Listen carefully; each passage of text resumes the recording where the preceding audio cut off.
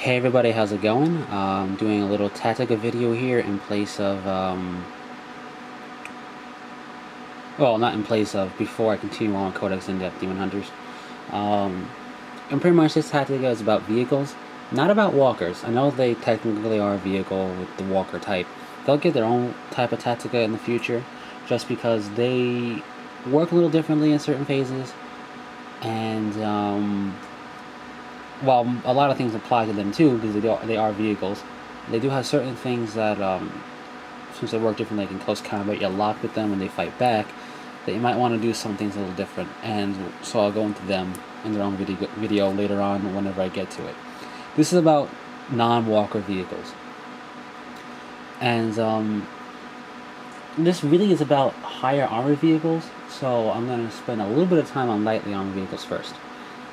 I'm not going to go into how we destroy vehicles, high strength, you roll to pen, and then you roll to, on the vehicle damage chart with any modifiers. I'm not going to talk about AP1 or melted rules either. This is more about Tactica on approaching and dealing with the vehicle, be it in the shooting phase or the assault phase. One thing to keep in mind in the assault phase is if the vehicle moves, it's part of the hit it. 4 pluses when moved up to 6 and over 6 for 12. I mean, over 12. Over 6, you have to roll 6s. I don't know what the hell I was talking about.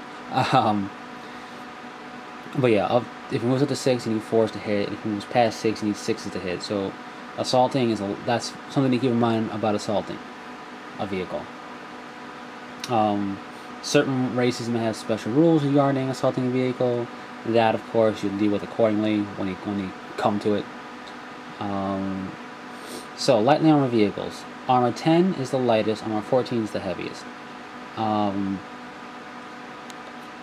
10 through 12, with 12 being on the fence as far as doing this or not, I recommend, of course, just blowing it up, just destroying it outright.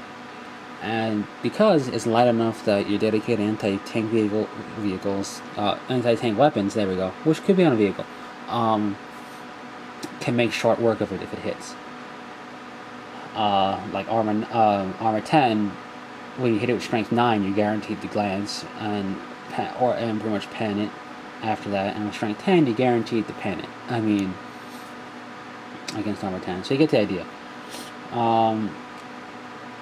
With these vehicles, the reason why I suggest outright doing it is because some of them are fast, and that means they can get into or behind your lines very quickly and be causing all sorts of havoc, while the rest of the enemy advances, and they get to deal with essentially 2 different fronts, because the fast vehicles just cause a second front. Now, aside from that, most of these lightly armored vehicles are transports, with few exceptions, like the Hellhound and the Whirlwind, and the Ravager, I think it's called, the Dark Elder. Aside from that, most of them that I can think of offhand are transports of some kind or another, be it dedicated or otherwise. And with that, you have to keep in mind it's going to be loaded with hurt, either dedicated assault guys or shooting guys that want to get there unmolested, want to get across the battlefield unmolested, or troops to capture objectives. Out of the way, they're going to be loaded with extra stuff to kill you, so you want to blow that up too. Because blowing up transports means the army is slowed down, the enemy army, because now they have to walk, and now they're out in the open and exposed, and more vulnerable than being inside a transport. So that's dealing with those lightly armored vehicles. You just flat out blow them up. Now, before I talk about heavily armored vehicles, how I'm talking about vehicles in terms of class, light to heavy, is not adding up the armor value of the entire vehicle. I'm just doing it by whatever side has the heaviest armor. So, example, a Predator or a Vindicator has armor 13 front, only 11 sides, and 10 rear. I still consider it a heavy tank, because most tanks are going to present their front to you, or try to. So, short of outflanking or clever maneuverability, or good weapon positioning, so if they turn slightly, you get side. You're going to be dealing up front. Ideally, the enemy will always, ideally for the enemy, they will always have their front or their heaviest side, which has been the front for pretty much every vehicle that has different armor values, to the weapons. So that's how I'm talking about it.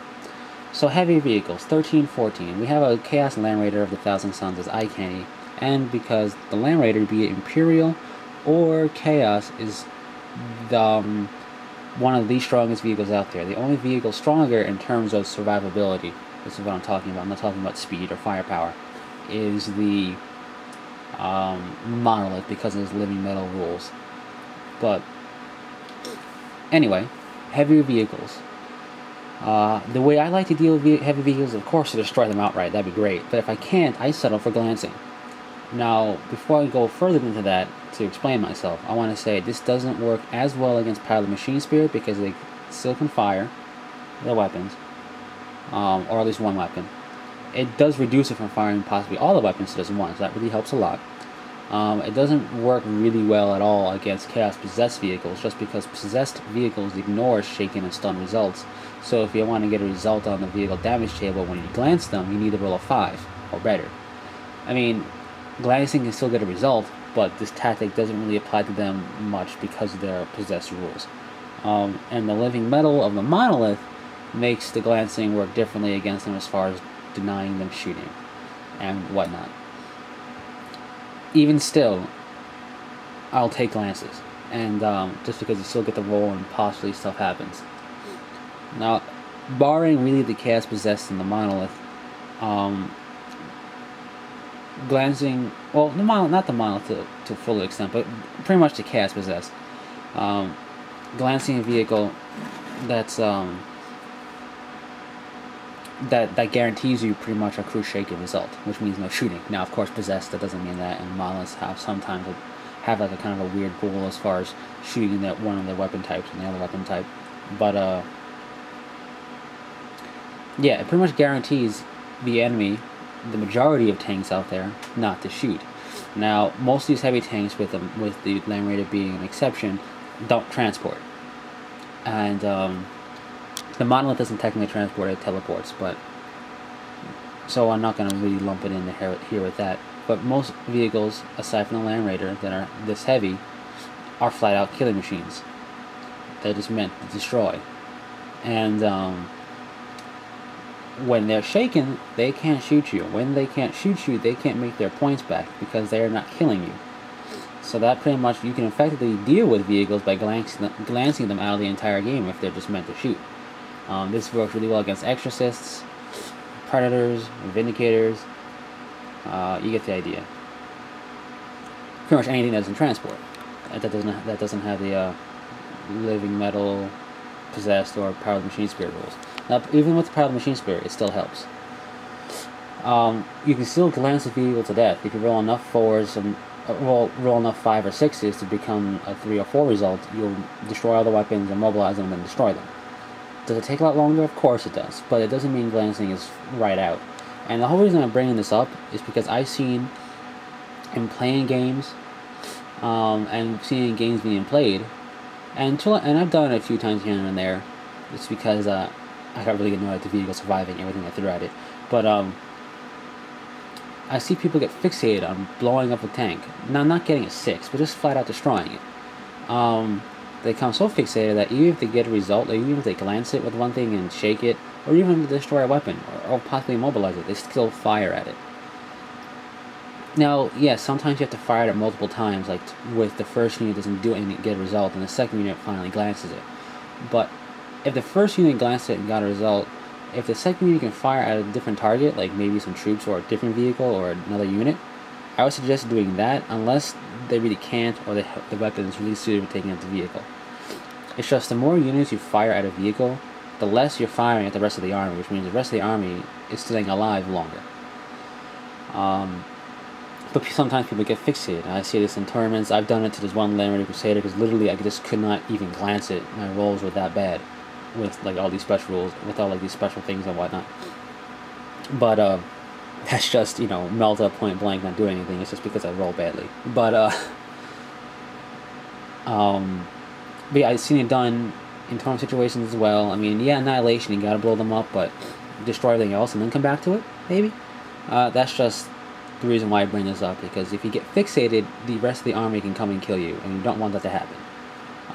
So that's pretty much it, and until next time, guys, take it easy.